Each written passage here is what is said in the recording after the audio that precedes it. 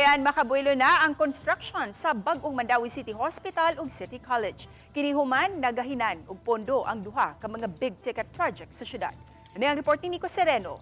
Special Assistant to the President Sa miaging adlaw lang gihimo sa Malacañang ang pagpirma sa General Appropriations Act. Si Presidente Bongbong Marcos ang mipirma sa 6.7 trillion budget sa nasod karong 2026. Mao kini ang gamiton para sa operasyon sa gobyerno ug sa mga proyektong ipatuman karong tuiga.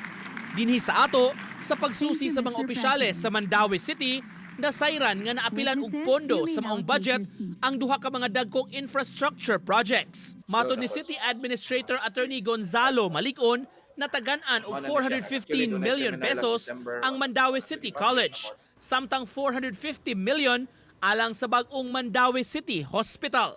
Damgo para sa Mandawihanon, so para sa Mandawi nga ma-upgrade ang atong Mandawi City Hospital into puhon-puhon, ma-level 2. But of course, this is just the first phase or first phases og ang Mandawi City College at its new site.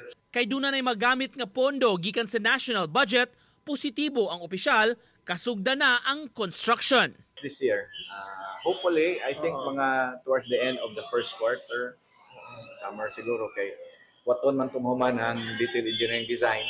Nico Sereno, Balitang Bisdak.